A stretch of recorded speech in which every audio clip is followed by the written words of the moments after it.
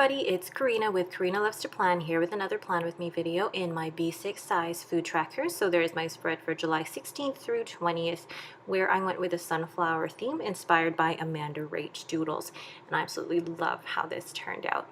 So for this week, because you can see I've already kind of penciled in what I'm going to do, and I'm going to use these beautiful markers, and I'm going with kind of like a shade of purple of florals this week. I'm really excited. Okay, let's get started.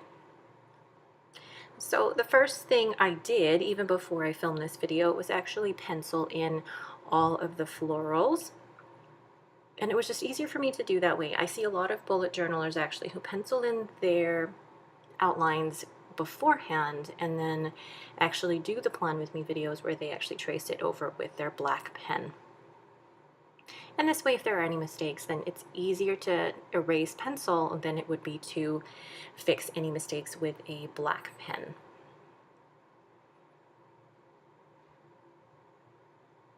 Now, if you haven't seen any of my food tracker bullet journal videos before, general spread really for food tracking is that I track Monday through Friday.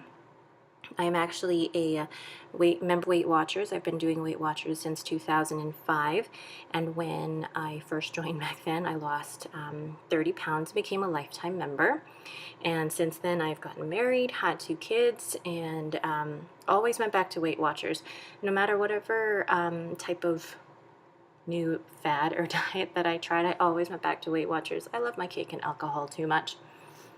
So here, I found what works for me and what is a great balance for me is that Monday through Friday, I track my foods very religiously, although if you saw from last week's spread, I kind of dropped off on Friday. And then Saturday and Sunday, I kind of take a break from tracking and just live life. And this system has worked really, really well for me the last few years, and I'm still sticking with it. It still allows me to stay on program, but also still lets me have those days off. Now, the inspiration for this spread was actually, I found this on Instagram, and what I love about Instagram is that they do have different tutorials that you can do, and there's different bullet journal drawing, doodling tutorials, and I can't remember the exact name of the Instagram account, but I will try and leave that in the description below. But she incorporated a few different florals in her tutorial, and I was able to actually take those tutorials and use them all over my spread.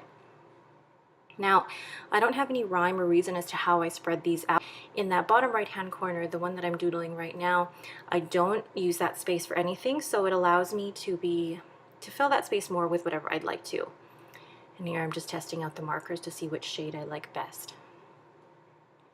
But out of the doodling that I've done, I mean, since last week, since I penciled in my outlines and florals first, I'm getting a little bit more confident in my drawing skills.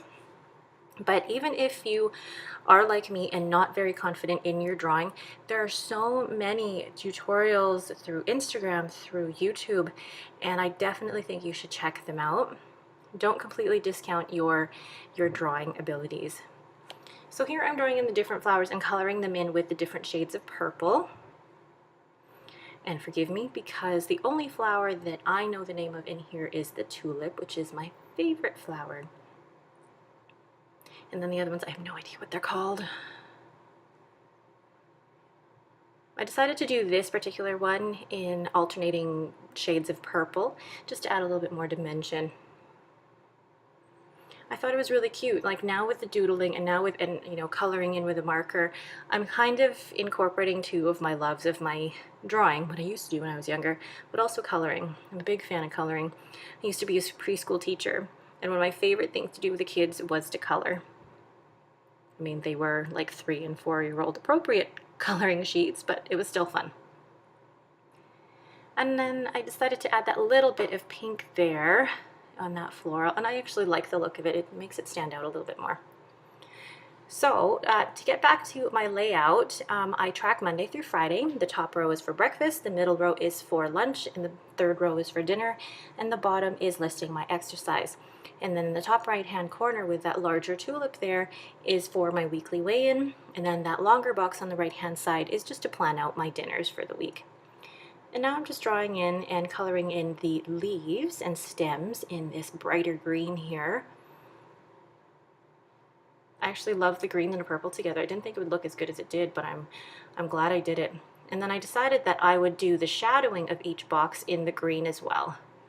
I didn't want to overload the spread with purple, and now that I look at it, I'm really glad that I went with the green in the end.